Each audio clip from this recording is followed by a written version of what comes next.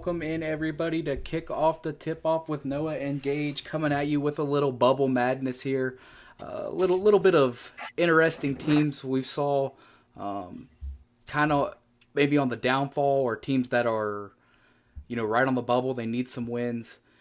Just really interesting weekend in college basketball. Actually, last week was a really interesting in whole week. Gage, did you see anything? Did you see any teams or anybody you were impressed with, or maybe like thinking, man, is this an early exit? Well, first, I apologize for the last two videos we put out. My audio was actually it wasn't an audio issue. I mean, as you can see, we're spending some racks on mics and stuff, but some connection issues of some sort. But we're figuring it out as we go, man. We're not perfect, so we're trying to get there.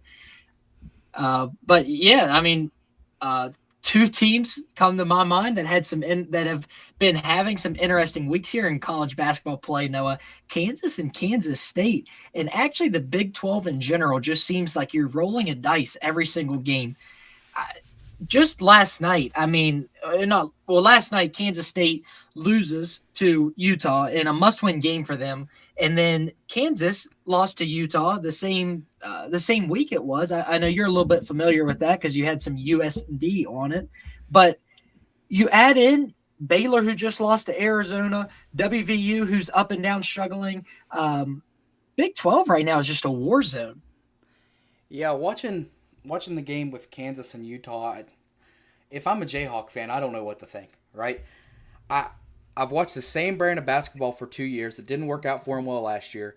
We're going through the same cycle with Hunter Dickinson, right? We're watching him set right on the block, not mobile on offense, not mobile on defense. Then you pair him with someone who can't shoot the basketball, KJ Adams. I mean, it is just almost impossible to watch Kansas play basketball on the offensive side of the end. Their best offense is transition defense because they cannot score with teams that are able to put two guys. The guards are afraid to shoot the ball because obviously when you have a 7-footer down there, you want to get the ball to him, right? But they almost try to force the ball to him. And if not, they get so late into the shot clock when attempting to get the ball to him, they're having to chuck something up, shoot a floater in the lane. It is awful basketball to watch. So I do want to apologize to the Jayhawk fans out there because I would really be questioning Bill Self and what roster he put together. I mean, you had a couple transfers come in, and you thought, man, this is going to be a pretty solid team. I thought Kansas was definitely, top 3 favorite to win the Big 12. And I watched them play Utah, and that was disgusting. All flowers to Utah. They played a good game. They executed what they wanted to do. It's never easy to go away in the Big 12. We all know that. You have to defend the home court. But just watching that game, it makes me really question, is Kansas going to be in March Madness for long? We know they're a lock to make the tournament. That's not a question. But do you see them making a run in March? So current bracketology, Noah, has Kansas. I like your whole rant right there. It definitely tell you had a lot of money on them when Utah beat. I like the way you're going right there. But currently, as it stands, Kansas is sitting at a 5 seed in that 12-5 with a typical where the typical upsets happen in March. Currently would face McNeese if this bracket were to release ESPN bracketology. But yeah, I follow a lot of the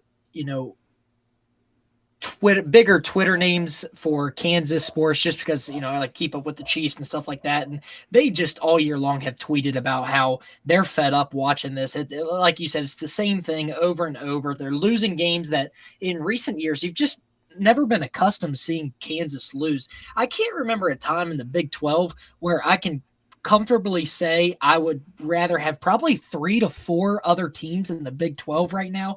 Houston, Iowa State. At this point in time right now, I'd rather take Arizona, and I'd probably take Texas Tech, Noah. It's just been one of those years for them where I just they're sitting here at 17-8, 5th in the Big 12, but it's just this up and down, and they're losing games that they shouldn't lose, man. At Utah, they lose 74-67. They lose that game to a red-hot Kansas State, lose to Baylor. It just, I don't know. They're just weird right now. I think they were up by 21 on Baylor. I think that's a correct stat there. They were up on 21 Baylor. And the thing is, their offensive droughts are, just unfathomable because it's not like they're getting good shots. They don't shoot the ball well from the outside. And then additionally, you have a guy whose main offense for the past 4 years in college basketball has been back to the basket, post hook. Well, they send a guard to shoot at the dribble when he goes.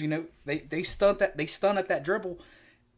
I don't know what Kansas expects. All I can tell you is next year that team gets miles and leaps better just because they lose a guy that has really, in my opinion, stunted their growth. I mean, for Hunter Dickinson to even be on the Player of the Year watch is absolutely disgusting to me. It is disgusting. I'm just going to leave it at that because we don't have an hour for me to rant about Kansas. But sorry, Rock Chalk Jayhawk. So to build on your case, Kansas, they ended that first half against Baylor up 40-21 and then gave up 60 second half points to lose that game 81-70. Yeah, Hunter Dickinson is different in terms of the dominant big men we've saw in college basketball recently. Like, for some reason, Zach Edey with Purdue worked, right? And the key thing was they had shooters surrounding him. Exactly. So you couldn't just crash on him because he was a good facilitator out of the post and able to kick it around to one of the open shooters, and they shot extremely well from three. This isn't the case with Kansas. I think Hunter Dickinson, as far as playmaking and passing out of the post, is pretty good, but they just can't seem to knock down shots. I would agree with that. I just think, honestly, 10 out of 10 times, give me Edey. I mean, Dickinson, I've had enough of him. I've watched him the past 3 years, and I watched the team West Virginia go in there. West Virginia should never be, this year, outside of Javon Small, probably shouldn't have stepped on the same court as Kansas, right? And they go in there, and they get a huge win. Without DeVries. Without DeVries. So just looking at that, and I'm like, man, why did we win? Well, I think he forces a lot of shots because teams deny him because obviously he's 7 foot. He can score right around the rim. Teams deny him the basketball, but when he gets the ball, he doesn't pass soon enough. He tries to make his own shot. You're 7 foot, buddy. You got a hook shot. If you don't got it, get it out of there. Yeah. So like you mentioned, I mean, KJ Adams is kind of just a lost cause in that offense. They have to get better play from Zeke Mayo and DeJuan Harris Jr. They're two guards. Zeke Mayo, I don't want to kind of flame him a lot because he's been the primary scoring guard for them. They lack explosiveness at guard, which is so odd for them because I remember growing up, they always had like Frank Mason. They just had a guard who could make a play, hit the big shot. This year, they just don't have it. And it's showing down the stretch. It's hurting them mightily. So kind of breaking down their upcoming schedule here, Noah, it doesn't get any easier. At the time of recording tonight, they play BYU at 9, which the way BYU is playing, they're a 2.5 point favorite and red hot. So really, who knows if you get it going against BYU tonight? You have two freebies with Oklahoma State and Colorado. I say freebies, they should be. And then you go on a brutal stretch to end your Big 12 conference at home versus Texas Tech, away at Houston, and then home versus Arizona before conference play. Yeah, that's, an awful end of the schedule for them. Granted, it's still Kansas. The thing is, I've never watched basketball, and I've thought Kansas going into games, Kansas is going to lose. And that's what I did this year. I still go into the games where you're playing these big teams and still think Kansas is going to be Kansas because I love Bill Self, Bill Self believer here. I think he can get things right. Obviously, guys got to make plays for him as well.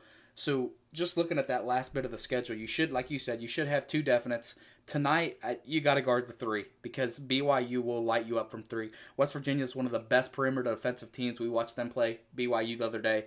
If you don't guard the three ball, it's going to be a long night. So Kansas, tie your shoes up tight, get ready to roll because it's a big game tonight because this is a team on the bubble in BYU that is coming for it. That is coming. Yeah, and looking for another statement win because at the time right now, Kansas is still ranked 23rd in the nation. So this would be a huge win for them as well. That's really a toss-up game. Maybe I'll have my same experience after tonight. I actually did place a bet on Kansas plus 2.5, so I might be coming back acting like you next time we're talking about Kansas. So they're definitely a team, man. They have to they have to start turning it on right now. They're a lock to make the tournament, yes, but they could find themselves, if they keep slumping right here, they could really find themselves, in that 6, 7 to 8, 9 range as far as seeding. Somewhere where you don't want to be, because some of these mid-major teams that are pretty solid. You got a New Mexico, a Utah State, Drake, Bradley. Some teams will hit on later, possibly. You have teams like that are really, really quality offensive and get defensive stops. You get a team that's struggling like Kansas in there, and that could be their worst nightmare, where you should win that game, but if you're not playing to your best ability, I mean, you get a mid-major in there and they bounce you the first round. So I don't want to say it, Gates, but I do see an early first round. I'm not going to say first round exit for Kansas, but round of 32. Round of 32 exit for Kansas this year if they don't get things right. They're a very polarizing team. And then keeping it right in state, Noah, let's go over to Kansas State, who about a week and a half ago, we weren't sure if they were ever going to lose another game. You were really high on them. I think you caught the stretch where they did get hot, and you were making some bankroll, kind of rolling over some money on their schedule. But yeah, they obviously had that tough stretch where outside of Cincinnati, they lost 7, 8, and 9. They went 1-10 in a 10-game stretch and then turned it on. They beat West Virginia, beat Oklahoma State, Iowa State, which was a huge win, Arizona State, Kansas, of course, and then a 3-point win versus Arizona before dropping 2 straight to the Utah teams, BYU and Utah. So give me what you got. I know you were pretty high on Kansas State. They're kind of cooling off now. They cannot afford to lose another game here down the stretch. Another game they should win. I think that's exactly what you hit it, is they couldn't afford to lose a game a week and a half ago, and they went on that streak. Not saying that them losing these 2 back-to-back are going to completely exclude them from the March Madness, but just looking at the teams around them and now their quality wins, yeah, they have Arizona, they have Kansas, they beat Iowa State, I believe, too. Yeah, they beat Iowa State while Iowa State was ranked 3rd. A dominating win at that. They won 80-61. So looking at resume, I'm not going to say that those two games exclude them from dancing in March, but definitely have to get it rolling here. I don't think if they lose one more, I think it's done. I don't think Kansas State gets in. Got a huge resume, good resume, but looking at what they did and going on a 10-game streak where you win 1 out of the 10, that's disgusting, right? A guy that looks at a resume, the guy that chooses these teams to get in, he's going to look at that and say, man, what if we get this team that's won 1 game in 10-game stretch come March Madness? Nobody wants to watch it, right? When they're good, they're a Sweet 16 team, and I'll die on that hill. When they are good, they're a Sweet 16 team because they have playmakers, they have good guard play, they have bigs that can handle the ball, facilitate it, they share the ball well, and defensively they're pretty decent whenever they're playing good. But the problem is when they're playing bad, they are bad. Yeah, last week they were looking like the NC State of last year, a team that was not very, record-wise very good in their regular season, but then turned it on and obviously won their conference and went on to the Final Four. But yeah, Kansas State, I mean, even outside of that 1-10 stretch, they just had some ugly losses. Like they lost to Wichita State earlier in the year, lost to Drake, lost to Liberty, lost to LSU, who I get it, it's SEC, but that's a lower end team. So, man, yeah, they're in a tough spot because they had. Go ahead. Like just hitting on quad, like when you're looking at resumes, exactly what you're saying. Some of these quad 2, quad 3, any losses there, that pretty much takes one of these quad 1 wins and just marks it off. Like, okay, that didn't happen because you have a bad cancel each other out. So when you're looking at resumes, that's something that you have to factor. Okay, yeah, you beat Kansas or you beat Iowa State, but look at who you lost to, There'll be a team down the stretch where they'll be kicking themselves in the butt for some of those losses at the beginning of the year. So they actually have a doable end to their regular season, though, a chance for them to really pull off something crazy here. At home versus Arizona State coming up. Then away at UCF, at home versus Colorado, away at Cincinnati, and then at home versus Iowa State before going in. And they're a team where if they make some noise in the conference tournament, along with winning out here, maybe you're able to drop the 1 game versus Iowa State at the end of at the end of your regular season, but then you still got to make some noise in the conference tournament to really solidify yourself as a tournament team. You're talking 3 wins in the tournament to be in serious contention of that berth. So like I said, when they're playing good though, it's hard to say they're not going to win out and maybe drop one to Kansas State and win 2. So that's why I'm not fully sold on them being out. I think earlier in the day when I looked at it, I'm like, there's no way they make it. But now that I'm starting to think about it, you win 2 games in the conference tournament, and here's the thing, you play 3 through the 7 team in the conference. You're looking at quality wins, right? Those are going to be tier 1 wins or quad 1 wins, especially in the Big 12 tournament. Yeah, they need to go 4-1 here in their last 5 games.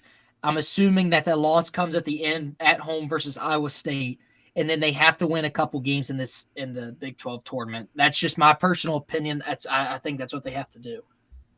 Yeah, I think that's exactly what they have to do. I don't think the committee will accept anything less. And they're a very polarizing team if they make it into the tournament, even as a lower seed, because they have the talent and the roster construction to be a Sweet 16 or an Elite 8 team. Oh yeah, I mean, if you're talking, say, one of the top, if you're Michigan State, the last thing you want to see is grabbing Kansas State in the round of 32. Like, that is the last thing you want. I think that's the better way to put it. They can be a true nightmare matchup for some higher teams, like a St. John's or Michigan State. They could be a true nightmare matchup, 100%. So here we go, keeping it right in the conference. Let's talk some WVU, Noah. Let's talk some WVU basketball. Mountaineers. Coming off I'll just fill you in real quick. Yeah, go ahead. Coming off 2 straight losses at home versus BYU in a foul fest game where they were on the bad end of that as well. Then just lost to Baylor in OT. I mean, we watch it firsthand. It's just the fall off of this season has been insane. You obviously lose DeVries, but you had hope because we won that game versus Kansas, the game versus Iowa State, and then it's just there's just been some losses similar to what you said about Kansas State, where it's just like, well, you lose that one, cross off one of the bigger ones. So before I get into bubble talk with the Mountaineers, let's really break it out the bag here, Gage. You and I were looking at this roster, and granted, DeVries is gone. But we thought, what was the X factor even with DeVries? We both said Powell, right? If Powell plays big, if he plays huge as a freshman, right? He knocks down shots. He knocks down shots he needs to. He plays solid defense. He gets rebounds. This team is a solid team, right? Like, this isn't a team that's on the bubble. So after we lose DeVries, I'm still thinking the same thing. You get a little more production out of Powell. That helps everybody on the offensive side of the ball because Javon Small's doing everything he can. Oconee had a huge game against Baylor.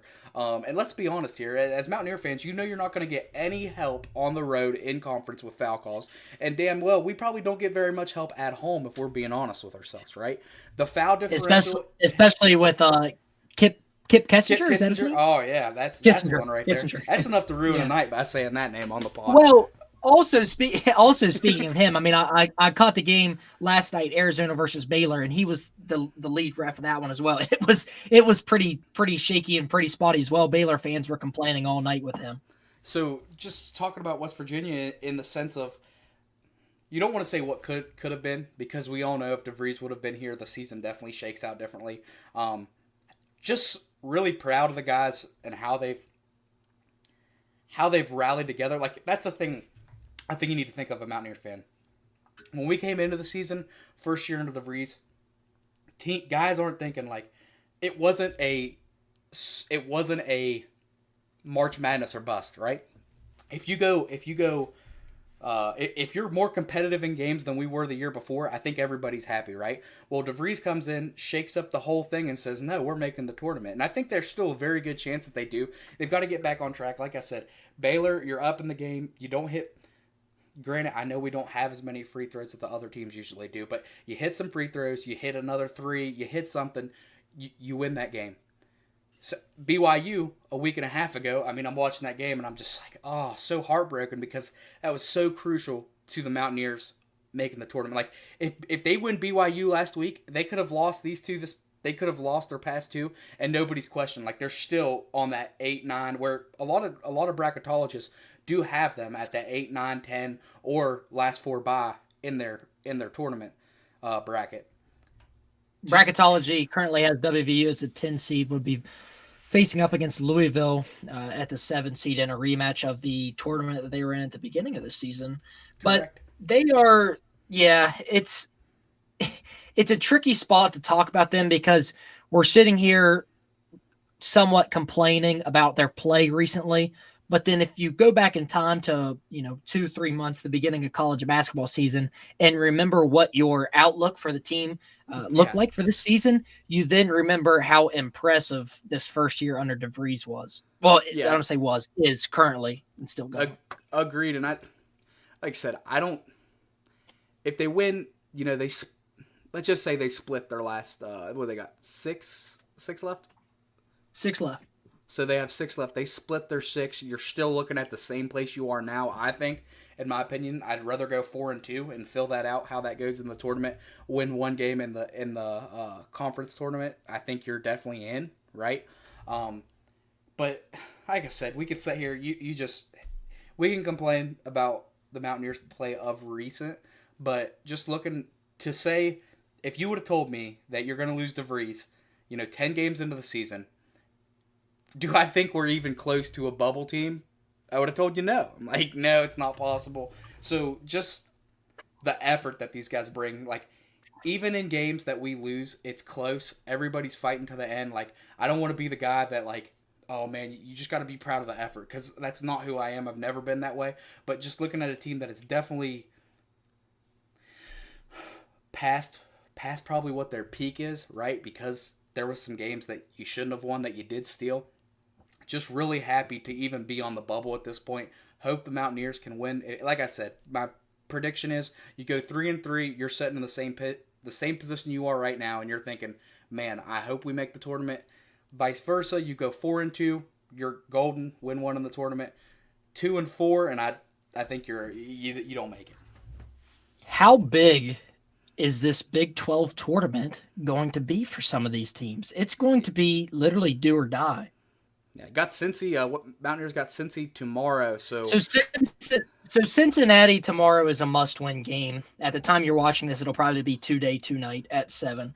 You're then going away to Texas Tech, at home versus TCU, and then this 2-game stretch is what scares me as a Mountaineers fan, because you've sold teams. We're about to see what happens with Kansas tonight, playing the second half of this Utah road trip with BYU. WVU goes to at BYU and then at Utah. And I think many teams in this Big 12, when they've ran that gauntlet of both of those being away games, have either came away with a split or 0-2. That has not been an easy trip for anybody who's done it in the Big 12 this year. I think the Big 12 really needs to look at those games, because that's a long. I mean, granted, for West Virginia, it's a lot longer than these other, say Kansas, right? That's kind of close, not exactly close, but closer than what West Virginia is. Even the Texas obviously. team. So you're looking at a 2-game road trip, right? That is a long time to be away, right? So I think the Big 12 definitely needs to look at. I understand financially why you're keeping them out there. Not making that trip twice, plus the different time zones. I do get that, but man, just looking at that is very rough on a college student who. They're not pros. They're not pros. Even though they're paid, that's not their main priority. Like, I mean, these NBA players, they go out there, they're on, 4-game road trips, 3-game road trips, however many, all the time, where these guys, that's not what they're used to. It's hard on college kids, man. I mean, I've somewhat lived that life, with baseball and stuff. It definitely adds up on you. So it'll be polarizing to see what they end up doing here down the stretch. They conclude their season at home versus UCF, which would hopefully be a win. And then we'll be obviously making a video later on about the Big 12 tournament and kind of the outlook for some of the teams where they're sitting at. And that'll be coming up quick. So any final thoughts, Noah, with the Mountaineers before we roll into some Big East? No, all I got to say, let's go Ears. Let's finish it strong. No doubt, man. So let's get into a team who you were really high on to start the season. Then they kind of thinned out, and now they're picking it back up, maybe.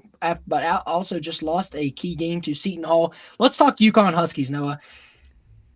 Where do we start? This is a about as odd as a team can get.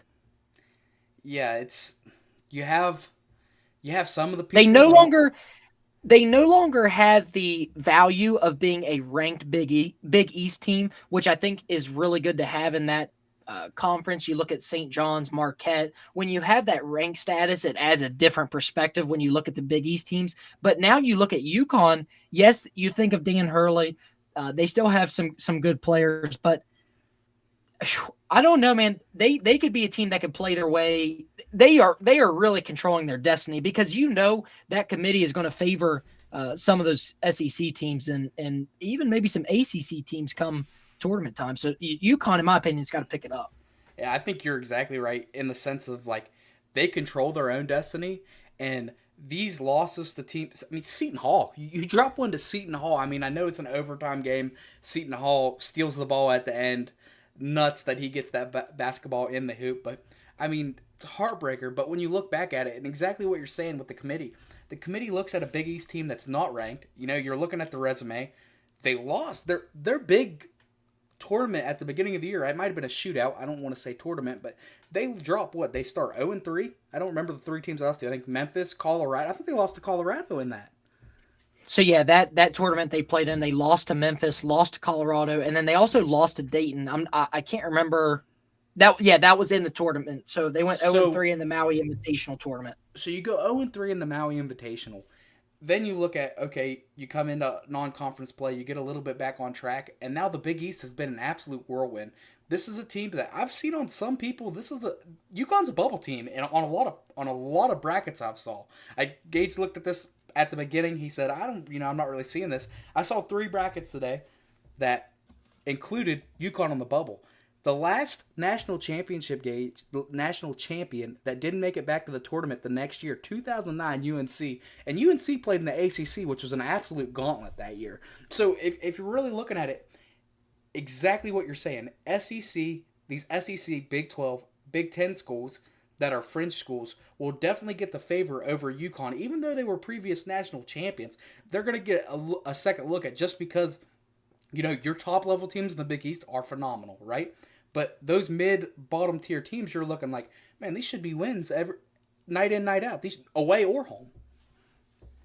Dan Hurley probably reconsidering why the hell he chose to come back and coach UConn instead of taking the Lakers job and dealing with now Luka and LeBron, and now he's trying to figure out how to beat Villanova tonight to keep his season alive. Huge game. Nova's got a boy there too. I think he's averaging like 26. So nothing to joke about there. I mean, Villanova. This is gonna be a game tonight. Yeah, game is already underway. Actually, Villanova, as we're talking, up 11-6. So UConn's currently sitting as an 8 seed. So yeah, we'll see. Some of the key wins for UConn. Let's not act like they haven't beat any crazy. Or they've beaten up on nobodies. They beat 15th ranked Baylor. They beat 8th ranked Gonzaga at the time. They also had a key win over number 9 Marquette and number 24 Creighton. Those are some of their key wins. So you look at the rest of their schedule. Obviously, the Villanova game tonight. I think the crucial game coming up for them is at St. John's on the 23rd. They got to have that one. That is a resume, and like you said, I mean, those are. So you got 2 quality wins out of your conference in Marquette, and you said Creighton, right? So that's 2 quality wins that you got out of your conference. The other one you have out of that's Baylor. Baylor's not 15, right? Baylor's not a top ranked 15 team, and neither is Gonzaga at 8 and when they neither beat is them. Gonzaga at 8. So you're looking at these qualities, and I know the quads win. They do affect later, like. West Virginia's Utah beating Kansas upgraded a quad 2 win for West Virginia to a quad 1 win, which helps in the resume. But it also, same thing, not that any of the teams that were quad 1 have dropped down to quad 2 that they've beat, but those are things that can happen. So just looking at UConn, they control their own destiny. I think that's a very true statement. They've got to win. They need a big win against St. John's. They need to beat Villanova tonight. If you don't beat Villanova on your home court tonight, I mean, then you're really talking bubble. You could see them fall out. Yeah, and then after St. John's at home versus Georgetown, away versus Providence, another big one with Marquette at home, and then you're back at it with Seton Hall, who you just lost to. So, and then the Big East tournament. I'm just going to say this right now. You can go ahead and put this on your ticket whenever you go ahead. Go ahead and take UConn, no matter what the spread is. UConn minus 23.5 on that game they play Seton Hall again. That's not going to happen again because they're not going to let it happen again. But just looking at that slate, you have 4 games, and they're not easy games. Dan Hurley will come out with some fire for sure. It's about the only Big East team that we really want to talk about today, just because, really that loss to Seton Hall and before the Creighton win, they lost to St. John's, which nobody was really kind of batting their eye at. But actually, I believe, Noah, they were favored in that game, correct? They were favored. Yeah, UConn was a 4.5-point favorite and lost that game 68-62. So, like I said, we both thought that they were going to get it right in February. Like that's when they got hot last year. They were going to get it right, and they just haven't. They haven't got it right. We'll see if they sink or swim for sure. So we'll wrap it up here, Noah, with a couple mid-major schools. You wanted to dive into the Bradley Braves, who I'm a big fan of putting money on. They put some money in my pocket.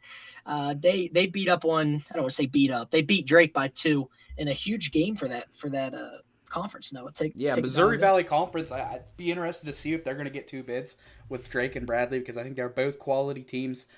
Bradley has a phenomenal guard and some guys around him that know how to play basketball, right?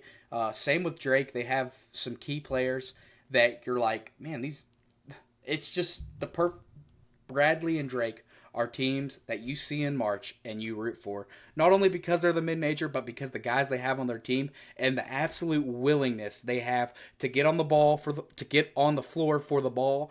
They knock down shots. Like that is storytell ending with those teams right there. Really big game for Bradley to win, to beat Drake. Drake seemed like they controlled the game for a lot of it. Bradley sneaks away with the win at the end. That always fun to tune into a mid-major game on Sunday. Like there's nothing better. Nothing fires me up more than that for sure. So definitely be 2 teams to watch. I think Drake more so than Bradley. They're have a very good chance of making the March Madness. They're sitting at a 12 seed as well, matched up with number 5 Marquette at this moment in time. So let's take a trip. I'd be interested to see. Sorry to cut you off. They're just interested to see if Bradley was to win that tournament, right? If Bradley was to win their conference tournament, do they still give Drake the bid? I do, because a lot of those teams we're seeing on the fringe from you see like an Ohio State, or you see these teams that aren't very impressive to me out of the Big Ten or even the Big 12, and you're saying, man, do you want to see good quality basketball from a mid-major school, or do you want to see teams that just have guys that are able to compete with these other teams? So I'd be really interested to see if that's a 2-bid conference. Yeah. Quick shout out, another mid-major that had a huge win to really boost their resume building towards March. Green Bay finally got their third win of the season versus Wright State, 79-68. Brought them up to 3-24, 11th in the Horizon League. Could be a sneaky team. No, I'm playing. Shout out Doug Godlove and Jordan McCabe, assistant coach. Yeah, shout out Jordan McCabe. I do see him post on Instagram. He still got it, man. I watched him do a little shooting video the other day. I saw that shooting in him. No shade towards Green Bay, just all for laughs. So shout me out, Doug Godlove, on your radio show, please. So let's take a trip out west now to wrap this one up. Let's talk some Utah State versus New Mexico. New Mexico just beat Utah State 82-79 in a huge win for them, and really building some momentum heading into March. New Mexico sitting at 22-4. That win versus Utah State put them at 14-1 in conference. Utah State in second place at 12-3. Absolute heartbreaker for Utah State watching that game. Utah State has control of the game all the way up to about 8 minutes to go in the second. And something flips for New Mexico. They start hitting shots. They hit deep threes. Every time there's an open shot, it goes in. Going to be another mid-major conference where I'm like, can we please have two of them? Shout out to Jared Calhoun. Don't know if you know this, but Jared Calhoun used to coach at Fairmont State, goes to Youngstown State, then goes out to Utah State to coach. So shout out to Calhoun. Really interested to see in that conference what happens there. Like I said, two quality teams, New Mexico on their home court. You would pick them to win that game usually, right? Just very, very excited to see what happens in that conference. And that's where these conference tournaments come into play, Gage, when you look at them. And I know you love mid-major basketball. Are these teams that, like you just said, you think Drake is a definite March Madness team at that 12 seed. I would say that too. That's something I would be confident in saying Drake's going to make March Madness. Well, you get into the conference tournament and say a team like Utah State, the 2 or 3 seed, goes ahead and wins that. Do you still award, New Mexico or Drake getting in? Where I think you should, but do they? I don't know. Just be really interested to see in how conference tournaments shake up. Yeah, obviously a huge fan of the Mountain West. One thing the Mountain West Basketball Conference does well, just bet the over. Anytime you see a Mountain West game on your DraftKings or FanDuel, as you're scrolling through, just bet the over. I mean, these teams, they just know how to score, and that's why they're always a scary matchup come March. So, yeah, both New Mexico and Utah State, they probably have a very, very, very good chance of meeting again in their conference tournament, as long as maybe a San Diego State or Colorado State doesn't make some noise and pull an upset to get to that game. But that'd definitely be interesting. I believe New Mexico was sitting at see if I can find it real quick for you. I cannot find off the top of my head. I'm sorry, 9 seed. They're sitting at a current 9 seed playing number 8 Oregon in bracketology from ESPN. So a game I favor New Mexico in. Not huge on Oregon. Not huge on a lot of these Big Ten teams that drop games down the stretch. I mean, if you can't beat a quality team there, what makes you think you're going to beat a quality mid-major? Yeah, and then Utah State actually is in as of now, sitting at a 9 seed versus Gonzaga in a game I imagine they'd be favored. Yeah, beautiful. I mean, that's two good places. That'd be a perfect matchup for them. Yep, for Utah State. Obviously, the mid-majors, not every mid-major is going to win, even though that'd be pure. Like, West Virginia could go in as the 4 seed, and if I got 16 mid-major teams in the Sweet 16, I'm not upset. Like, I'd love to see it, right? The Cinderella runs, they're beautiful to see, but it'll just be very interesting to see what happens, what takes place in the conference tournaments, plus what teams still grab a bid, an at-large bid, just because what they were able to do during the season. Absolutely. So, Noah, any other thoughts before we wrap it up here? I don't have anything, Gage. I think it's very interesting, and like I said, we aren't covering this every day, obviously. There's a lot of basketball every day. We try and tune in as much as we can. Just speaking to the following right now.